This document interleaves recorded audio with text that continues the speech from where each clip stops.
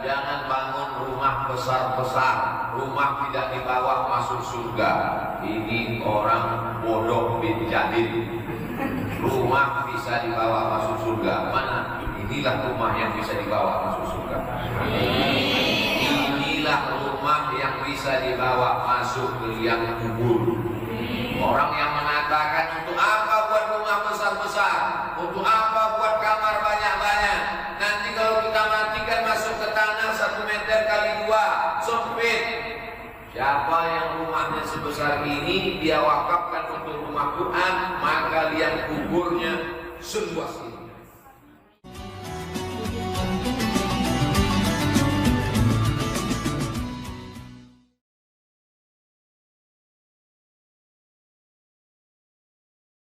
Yang saya hormati baik yang pawang maupun yang bukan pawang. Insyaallah semuanya dimuliakan Allah Subhanahu wa taala. Kalau ada 100 anak dalam satu rumah tahfiz Al-Quran, satu rumah tahfiz Quran isinya 100 anak, dan ada 100 rumah tahfiz, berapakah anak-anak yang terselamatkan dari game online? Kita ulang soalnya. Satu rumah tahfiz ada 100 anak, dan ada 100 rumah tahfiz. Berapakah anak-anak yang terselamatkan dari gadget, dari warnet, dari game online, dari PlayStation, dari Twitter, BBM, WhatsApp, Instagram, Telegram, Minigram, Telegram? 10.000 anak sudah selamat. Bayangkan ini, betapa berharganya rumah tahfiz. Saya berpikir sederhana ya.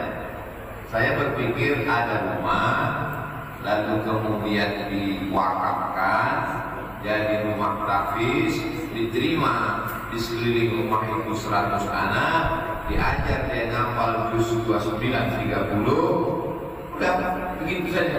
Tapi rupanya orang Lok Semawi berpikirnya tidak sesederhana kepala saya.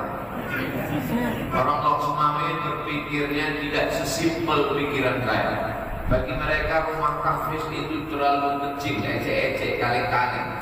Mereka membuat sekolah tahfiz internasional Lok Semawi. Jadi memang levelnya level internasional. Kalau yang sesederhana itu saja bisa menyelamatkan 10.000 anak, maka program seperti ini mesti di-share. Saya senang sekali, di mana-mana saya ceramah biasanya ada 1 kamera, tapi di sini banyak. Semakin banyak kamera, semakin banyak share-nya.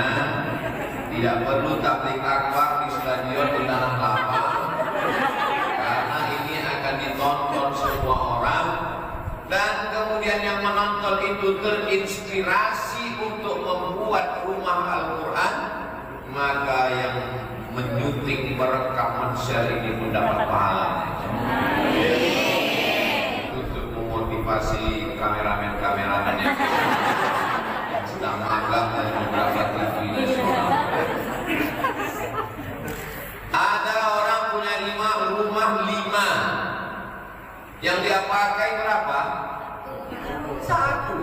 Sekaya-kaya orang punya rumah 5 yang dipakai 1. Yang 4 disewakan, kos-kosan, kontrakan, habis. Tapi coba 1 rumah itu engkau wakafkan. Bisa wakaf semua bagus, tak bisa wakaf semua, wakaf manfaat. Ada istilahnya wakaf manfaat terbatas. Saya wakafkan rumah ini untuk rumah tahfiz, wakaf manfaat selama 2 tahun saja tunai. Setelah 2022 dievaluasi, dilihat, ternyata muridnya makin banyak, gurunya bersemangat, anak-anak sekitar lingkungan selamat, orang-orang tuanya senang. Takkan mungkin kontrak 2 tahun itu di stop. Kira-kira apakah mungkin 2 tahun itu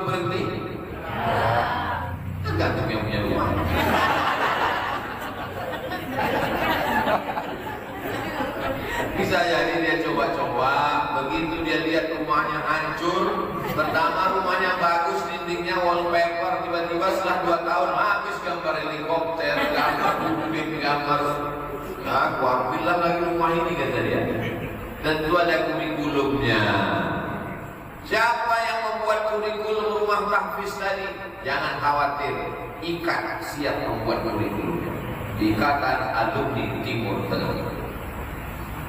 Dia tidak boleh tertutup hanya anak-anak yang 100 itu saja yang dapat. Yang sekelilingnya juga mesti mendapat. Maka dibuatkan jamnya. Dari jam 8 pagi sampai zuhur, anak-anak pokok yang 100 tadi. Dari sholat asar ke sholat maghrib, emak-emak. Ini emak-emak ini kalau tidak dibina tahfiz tahsinnya, tahsin memperbaiki bacaan tajwidnya, tahfiz bagaimana ibu-ibu itu menghafal, ini emak-emak ini akan habis dibuat grup drakor dan pelakor. Tidak selesai dengan ceramah dan tausiah tabligh akbar. Mesti ada ibu-ibu sore. Di beberapa tempat ibu-ibu sore itu memang ada wirid yasin. Wirid yasin. Tidak masalah wirid yasin. Yang jadi masalah dari sejak anak dia kecil sampai anaknya S3 yasin itu tak pindah-pindah. Bacaannya pun tak betul. Tak tahu dia mana idgham qalqalah gunnah bila gunnah, mana ikhfa. Maka diperbaiki tahsin. Setelah tahsinnya diperbaiki, mak-mak ini mesti tahfiz dari mulai Wadduha, Alam Nasrah sampai An-Nas. Setelah itu naik ke atas Amma Yatasaalun, sehingga kalau emaknya hafal Amma Yatasaalun ke bawah, maka dia tidak lagi menyanyikan anaknya dengan nyanyi-nyanyian. Ketika mau tidur malam, pasti yang dia nyanyikan Amma Yatasaalun Anin naba'il azim alladhi hum fihi mukhtalifun kalla saya'lamun thumma kalla saya'lamun alam naj'alil arda mihada. Ketiduran anaknya dia berhenti. Tapi kalau emak-emak ibu ini tidak diajarkan tahsin dan tahfiz, dinyanyikannya lah anaknya dengan lagu macam-macam, dari mulai lagu Cina, lagu Jepang, lagu Korea, habis itu dimasukkannya lah lagu pulang-pulang berbadan dua. Alhamdulillah. Lalu kemudian malamnya habis maghrib ke isya, hidupkan lagi namanya maghrib mengaji. Itu tradisi kecil kita dulu. Kita ini termasuk alumni maghrib mengaji. Saya yakin dan percaya Pak Bupati, Pak DPD, Pak Bupati, Pak Azhari, kita ini semuanya adalah alumni maghrib mengaji. Dari semangat maghrib mengaji itulah kita berkenalan dengan guru-guru, menghormati para tengku, para abu, para abi, memuliakan orang tua. Karena kita dididik di kampung. Sebelum azan maghrib sudah mandi, sudah bersih. Begitu mau azan maghrib kumandang ke surau, ke musola. Setelah itu kemudian mengaji sampai isya. Sekarang itu sudah tidak ada lagi karena dikalahkan oleh parabola, dikalahkan oleh TV, dikalahkan oleh handphone, dikalahkan oleh macam-macam tantangan zaman. Jadi yang tiga ini terpelihara insya Allah. Dari pagi sampai zuhur anak-anak, dari asar sampai maghrib emak-emak, dari maghrib sampai isya semuanya balik ke maghrib mengaji. Rumah wakafnya berkah, anak-anaknya terjaga, emak-emaknya sholihah, barulah negeri kita menjadi baldatun thayyibatun wa rabbun. Nanti launchingkanlah, wahai kepala daerah, bupati, gubernur, wali kota, DPRD, DPRD, DPD, DPR RI, kalian yang punya kekuasaan, yang kaya-kaya, buat launching program 1000 rumah tahfiz. Setuju? Yang bilang setuju pasti. Tapi setujunya kita di sini itu menjadi doa. Boleh jadi satu doa dari ibu-ibu guru, dari ibu-ibu yang solehah, maka mengetuk pintu-pintu langit terwujudlah 1.000, sejuta rumah tahfiz. Kalau sejuta rumah tahfiz terwujud di Indonesia, satu rumah tahfiz itu ada 100 orang, ada sejuta rumah tahfiz diwakafkan orang, berapakah anak Indonesia yang terselamatkan? 100 juta. Jumlah masyarakat Indonesia 260 sekian juta. Jadi anak-anaknya 100 juta, bapaknya, ibunya, remaja, orang tua. Maka paling tidak ada 100 juta selamat. Maka saya mengajak kepada jamaah dimanapun berada yang punya rumah tahfiz, alhamdulillah, setelah pengajian Ustaz Somad di Tahfiz Internasional Lok Sumawe kami tonton, lalu kemudian kami pun terinspirasi dengan cerita itu. Maka selesai itu kami share berita, banyaklah orang yang mewakafkan rumah Pak Ustaz. Pak Haji, itu ada rumah saya wakaf. Rumah siapa? Enggak tahu. Tapi yang dimuliakan Allah Taala. Jadi tadi waktu mau belok ke dalam, karena saya dikasih tahu tadi di hotel kita akan ke Tahfiz Internasional Lok Sumawe. Begitu belok saya lihat, oh ini rumah pejabat. Ternyata di dalamnya ada kantor yayasan, ada ruang kelas, tenang, suasananya luas. Jadi kalau ada orang mengatakan jangan bangun rumah besar-besar, rumah tidak di bawah masuk surga, ini orang bodoh bin jahil. Rumah bisa dibawa masuk surga. Mana? Inilah rumah yang bisa dibawa masuk surga. Inilah rumah yang bisa dibawa masuk ke liang kubur. Orang yang mengatakan untuk apa buat rumah besar-besar, untuk apa buat kamar banyak-banyak, nanti kalau kita matikan masuk ke tanah 1 meter kali 2 sempit. Siapa yang rumahnya sebesar ini dia wakafkan untuk rumah Quran, maka liang kuburnya seluas ini. Bayangkan punya ruang kubur seluas ini. Dari sini kantor, hari Selasa hari Rabu di dapur, hari Kamis di ruang tamu, hari Jumat keliling-keliling ke halaman. Berdoalah orang di atas, wa wasi' madkhalahu, lapangkanlah kuburnya. Apa kata orang di dalam? Udah lapang guys.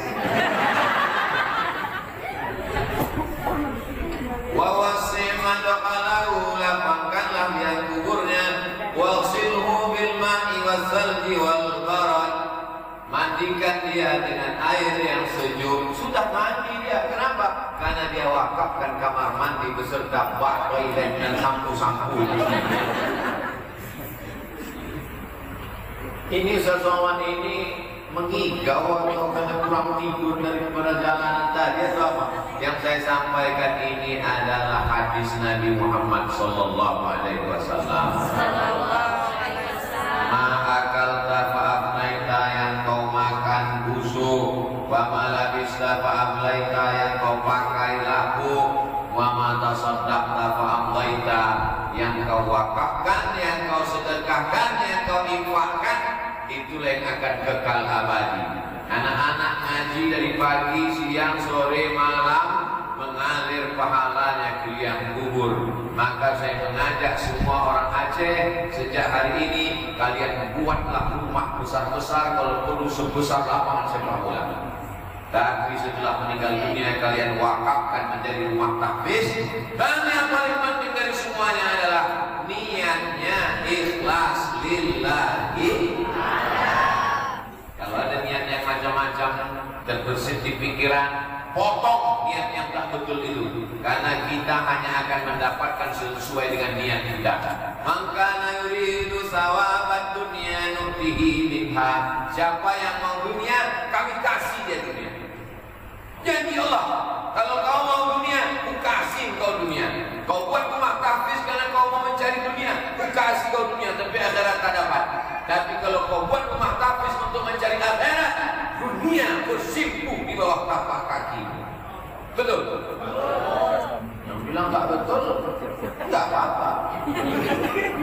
Saudara yang dimuliakan Allah Subhanahu wa taala, judulnya berdakwah melalui profesi guru. Kenapa Ustaz dari tadi bicaranya umum, tak ada menyentuh guru? Karena kalau saya jawab bahas guru, berarti yang lain nanti keluar deh, aku nggak guru. Tapi ketika saya cerita tentang rumah tahfiz, siapa yang berperan di rumah tahfiz? Orang kaya bisa buat rumah tahfiz, bupati, gubernur, wali kota, menteri bisa dengan kekuasaannya buat rumah tahfiz. Terpilihlah bupati, wali kota, gubernur. Program 100 hari selama saya jadi gubernur, setiap kabupaten, setiap kota, setiap kecamatan, setiap kelurahan, setiap RT mesti ada satu rumah tahfiz. Jadi apa tak jadi? Jadi dikumpulkan semua bupati, wali kota, RT, RW, kadus, kades buat rumah tahfiz. Pucat, mencret semuanya dengan kekuasaan yang ada di tangannya. Nah, ini semua yang kaya, yang punya jabatan. Adapun guru-guru tak perlu diceramahi. Kalau ada 100 rumah tahfiz, satu anak itu dibimbing, 10 anak satu guru tahfiz, 100 anak 10 guru tahfiz. Maka saudara-saudara kita yang baru pulang dari pondok pesantren, adik-adik kami ikatan alumni Timur Tengah yang baru pulang dari Suriah, pulang dari Yaman, pulang dari Mesir, mereka lah yang mengisi rumah-rumah tahfiz. Jadi karena sehebat-hebat rumah tahfiz, secanggih-canggih rumah tahfiz, semantap-mantap bangunannya, itu hanya hardware, perangkat kerasnya. Di dalam hardware mesti ada software, perangkat lunak. Perangkat lunaknya itu adalah guru-guru tahfiz, guru akidah, guru fikih, guru hadis, guru akhlak. Maka kalau tidak ada guru, ini casingnya saja bangunan ini. Ruh daripada rumah tahfiz adalah gurunya. Maka kalau ada rumah tahfiz yang gurunya tak baik, berarti itu bukan rumah tahfiz tapi rumahan. Karena ruhnya itu adalah guru-guru tahfiz. Guru digugu dan ditiru. Menjadi guru ditiru. Kalau ada guru keluar rumah pakai sendal, kakinya dia pakai kaki kiri duluan, muridnya melihat. Kalau ada guru minum pakai tangan kiri, berdiri sambil ketawa, muridnya melihat. Maka kalau ada nampak murid yang kurang ajar, berarti guru juga ikut berkontribusi. Tapi kalau ada guru murid yang hafal Wadduha, pede dia masih kecil, tegak berdiri, megang mikrofon, baca Wadduha santai, tenang, slow. Berapa banyak orang tua sudah jadi imam, kuliah ayyuhal kafirun pun tak selesai-selesai. Saya dengan mata kepala saya sendiri melihat ada anak semester 6 KKN disuruh jadi pembawa acara, penceramah Abdul Somad, dihadiri oleh bupati kepala daerah, pembawa acara anak KKN dari Universitas Anu semester 6. Begitu dia dikasih mikrofon menggeletar, assalamualaikum. Anak kecil santai. Ini adalah anak kecil hasil dari pendidikan dari guru-guru yang berjasa. Dia akan jadi bupati, wali kota, gubernur, presiden. Dia akan jadi ulama, menolong agama Allah. Tapi yang paling mendapatkan balasan pahalanya adalah bapak ibunya. Setelah itu barulah guru-gurunya. Ustaz Abdul Somad dapat tidak limpahan pahala dari Ananda tadi? Dapat, karena saya penasehat. Saya ini penasehat Tahfiz Internasional Lok Sumawe SKM. SKM itu surat keterangan menyusul. Subhanallah. Saya memang selalu kalau kata tengku habis. Saya di mana-mana kalau nanti jamaah komplain sama saya kenapa ini segala macam, saya tidak mengatur waktu saya. Waktu saya diatur oleh Tengku Abdullah. Kalau saya sudah habis berarti habis. Ala hadhihi niyah al-Fatihah. A'udzubillahi minasyaitonir rajim. Bismillahirrahmanirrahim. Alhamdulillahi rabbil alamin. Ar-Rahmanir Rahim. Maliki yaumiddin. Iyyaka na'budu wa iyyaka nasta'in. الصراط المستقيم صراط الذين أنعمت عليهم غير المغضوب عليهم ولا الضالين آمين. اللهم أنزل الرحمة والسلامة والبركة على هذه الجماعة.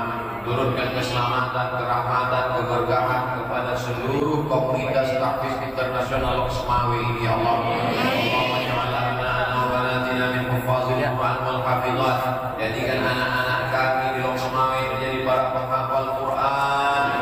Wahfazhum min kulli su' wa syarr. Jaga mereka dari segala perbuatan maksiat.